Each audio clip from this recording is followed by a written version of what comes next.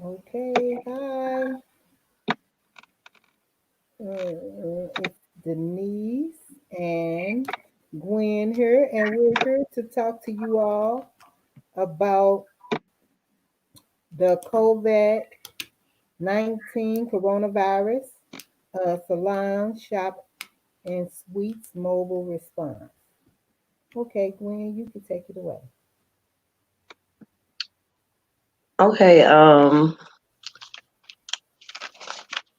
so our this is basically meant for individuals in the hair industry, which would be anything from a cosmetologist, a hair braider, um, also eyelash technicians will be included in this through our skin specialists.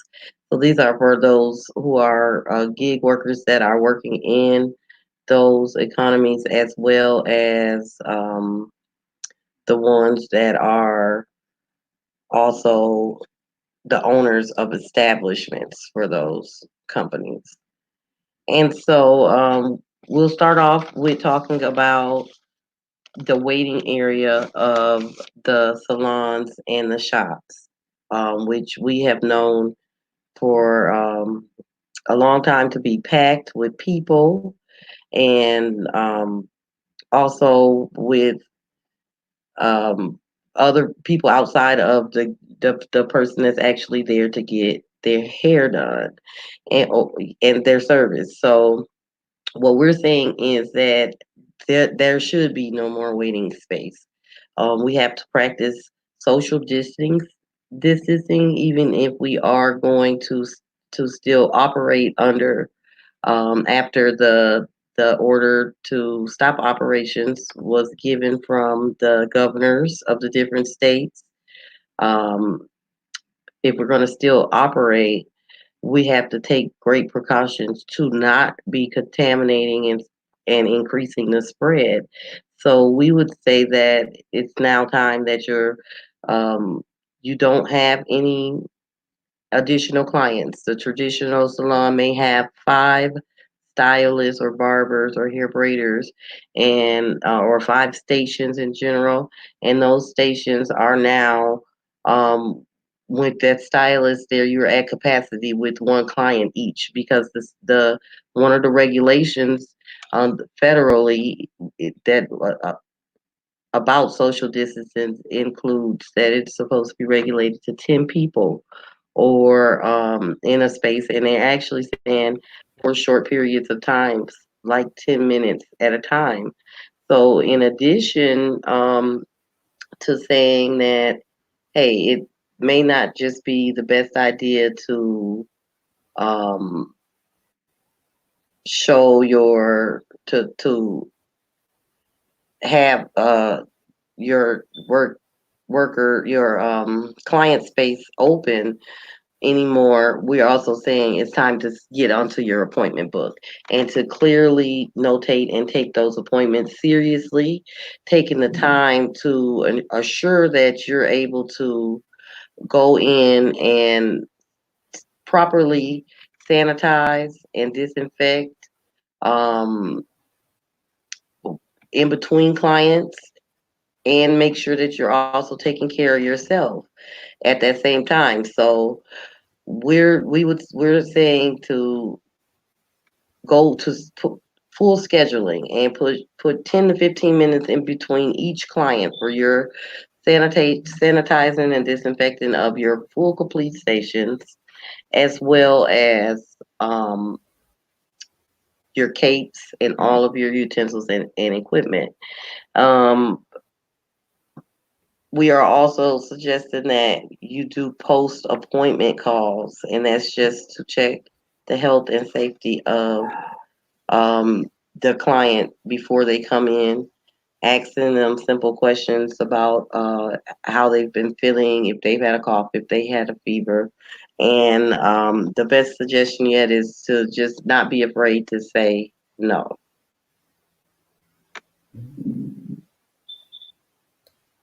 Yes, okay. So next we'll be talking about um, the PPE, and so the personal protective equipment. Do you want to explain more to them about that, please, Gwen? The the personal protective equipment that is suggested is the mask, the gloves, and also hand sanitizer. Um, and that's used. The masks are used to protect you as well as your client. It There's a lot of fumes and things like that, hair particles flying around that may catch in our sinus ports and cause us to sneeze or something. We just want to be protecting ourselves and our clients. There's different information out there about which mask will protect you. Well, if you are going in to do this service with a client, then you're assuming that your client is not does not have COVID-19, has not been exposed to COVID-19. So at this point, you're just taking a, a extra step of precaution, and so using a cotton mask would be sufficient at that point, because no one is known to be um, contaminated, but you're just taking an extra precaution. So, and keeping a clean and disinfected space can further help you go change gloves in between each client, change mask if you can in between each client.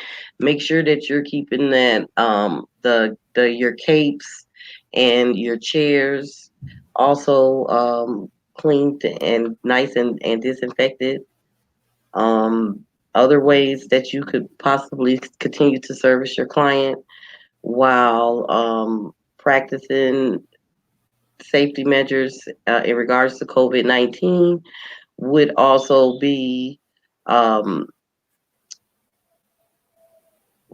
with the like the hair braiders. I would say there Uh-huh. should not be more than one person on a head any longer because they are saying 6 to 10 feet. So we're saying just give yourself enough space to be able to quickly react to a sneeze or a cough but these measures can also be um, transferred when someone does not have any symptoms. So that's why that mask is a extra protection measure there. Yes, yes, mask and protecting yourself with gloves. I would say all of that is great, and I thank you so much for bringing it up, like the distancing amongst each other at the same time, where we know in our culture we'll braid up each other hair together. It's not something for three or four of us to be on one head to complete a hairstyle. It turns out the bond, but in this case, we don't want to catch the COVID-19 by going back to work. Mm, so the next thing that we'll be talking about or with the PPEs is the bloodborne pathogens. Now that's where we know COVID-19 is in the air. It's an airborne virus, okay? But we're not gonna forget the needle uses that's used to attach dreads back, to sew in weaves, any things of that nature. So if you're sewing in weaves and you having gloves really won't protect you for this. You will want to at least have a thimble on to protect yourself from the blood because this is still within the blood. It's just not. This is just a worse one because it's in the air and it's on stations and things like that. So now, what we'll move on with Gwen.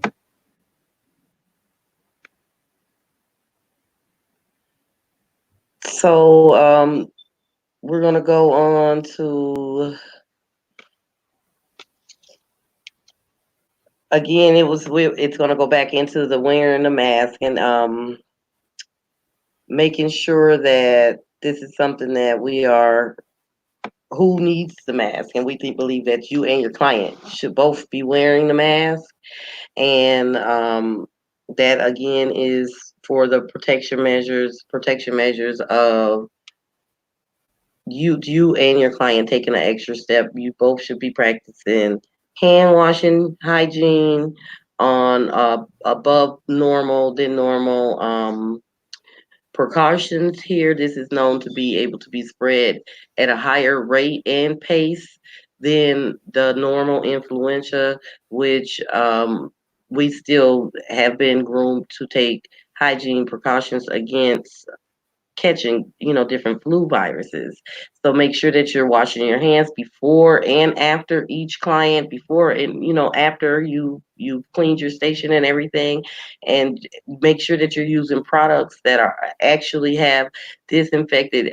I think the best thing is looking for that 99.99% kills bacteria, viruses, and things like that.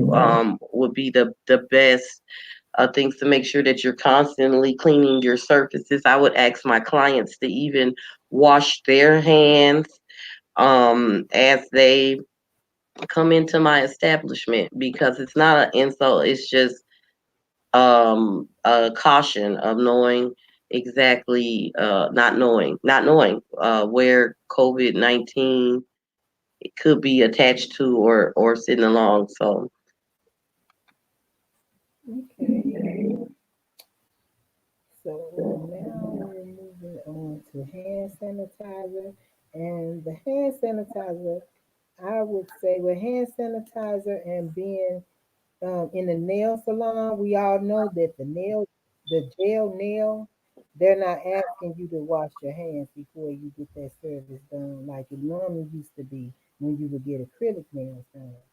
So if you're doing somebody nails, you need to probably ask them to use the hand sanitizer like 3 or 4 times before and then because or just take those gel nails off because you got to dip your nails in a container that I think that container is highly contaminated. So I really suggest that in with the gel nail issue and that you can't wash your hands before you get that service done, I wouldn't get that done. I'll go back to a crib. Or just go with my own nail.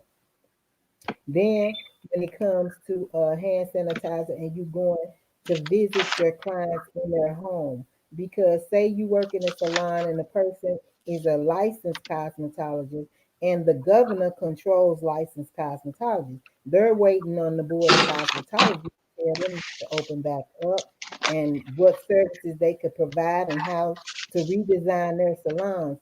In your case, you don't have that liberty. You have to take care of your kids. None of this stuff in these unemployment acts and things of that nature is applying to you. So you need to have hand sanitizer when you go to your client's home, when you meet them wherever you meet them at to style and do their hair. Like Miss Gwen said earlier, you need to make sure you have your mask on if you still feel as if you want to make your money. And if it was me, I'll be charging an extra fee, COVID fee right now for even coming out. exactly, Because later, as we'll explain, you need to know if you are a non-essential or need essential business. At this time, we already know you're not in an essential business because you haven't gotten a letter from any type of healthcare agency. But later on, we'll later discuss with you on what's a neo essential business versus a non-essential business and where um, natural hair care stylists fit in on that and how to mobilize and get your business up and running. okay, so we're gonna go right into that. I'll give a brief definition that I simply picked up off of the internet from the state of Minnesota that defines what they are, giving a rough description of a essential business, and also additionally non-essential businesses. So according to the state of Minnesota, an essential business is a business that the public relies on in their day-to-day lives, and their examples were hospitals, restaurants, and gas stations. And a non essential business was defined as somewhere where people frequent for pleasures. And that was more of bars, amusement parks, and activity of that nature. And so now I will let Denise go into explaining the neo essential businesses. Okay, neo. Oh, I'm sorry, I'm kind of loud, but neo-essential businesses are a form of the theory of essentialism. So neo-essential businesses are business that really go for liberalism. Excuse me, I'm sorry. And they're more gig workers. They're people that aren't really required to file income tax because of the amount of money that they make. It's normally in between $1,000 to $9,000. Okay, most of them are gig workers. They're mostly businesses that have been created throughout this new economy. And it's up to you to know if you are a neo essential business, meaning one of these newly formed businesses that have a different form of licensing, a different form of governing, more like a Uber driver versus a taxi driver. Okay, and so most hair artists, blow dry bars, massage therapists, natural hairstylists are big businesses. So when you hear Nancy Pelosi and all of them speaking and talking about the gig economy, the gig worker, or gig jobs, most of them are freelancers that if you have a wedding you go to and you're doing this wedding, you're doing their hair. It's not for pleasure. It's actually a need because the wedding has been booked. They paid $25,000 to have it.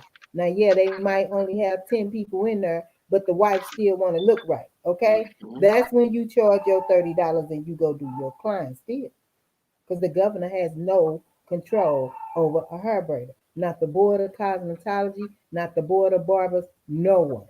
So we are doing this resist in cases where we know that you will not be getting a check coming in the mail like everybody else thinking right now that they gonna get one. And we will The get into that cosmetology. in the next um, episode of this series. We'll talk about more about the CARE Act and how it's going to apply to gig workers within the beauty industry. Mhm.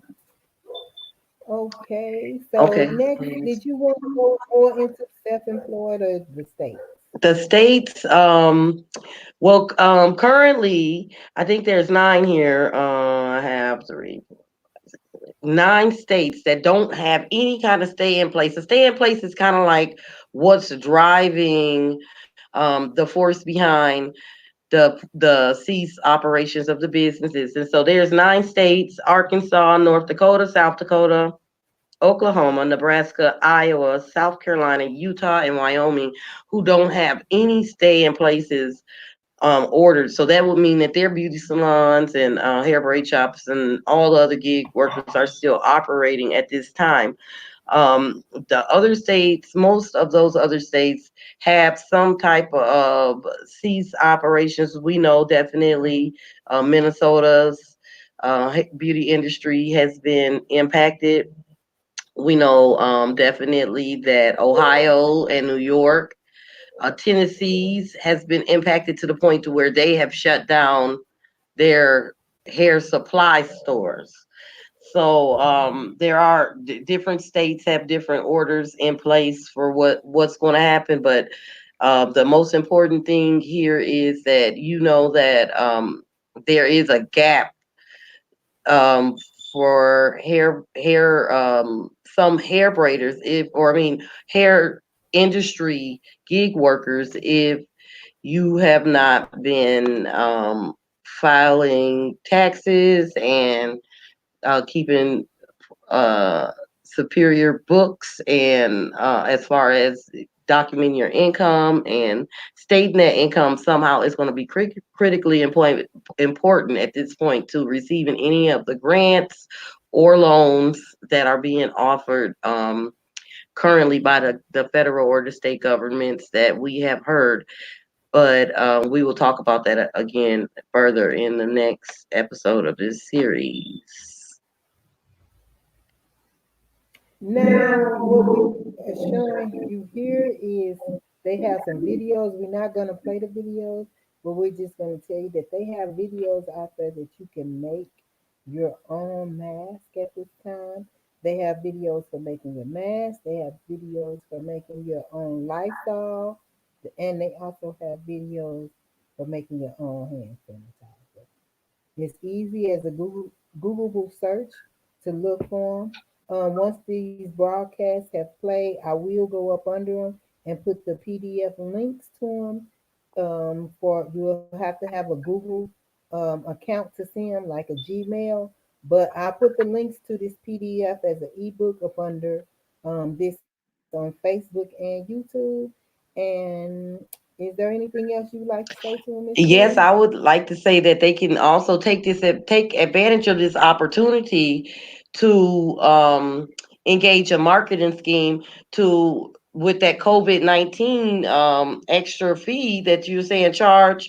You include a mask charge with every client, and you include the cost for your mask and theirs, and you manufacture those masks. So then you profit off of the manufacturing of those masks, or you use your nieces or some small children, young adults to manufacture, because there are um, many YouTubes floating around with a variety of I found it to be very creative. A lot of the stuff is just household items used around the house, and staplers from big rubber bands to cloth items, t-shirts, old jeans. There's so many different ways. So I would just say take advantage of this opportunity to also market yourself in another way. Okay, and as we stated, we will live today and for the next 3 days. 1 o'clock California time, 3:30, 1:30 California time, 3:30 Minnesota time, with how to respond to this COVID act. We're gonna talk more deeper into to the coronavirus 19, and we'll be talking more about the unemployment, talking more about SNAP. We'll be talking more about infection control, and talking more about the CARE Act. And until then, I'm Denise Jarrett. You can meet me at braiderscourse.com. And this is Gwen. And tell them where they can meet you at. You can meet me at programs at mnrjm.org. Okay. And we'll get y'all tomorrow. And most of the stuff that Gwen covered that you can make a mask and any of that, we're also going to be off taking a few of the people that come online. Once you drop whatever you want in a comment, a question, or whatever, we'll be picking through those women, and we're going to take those women through a cohort Monday, 413.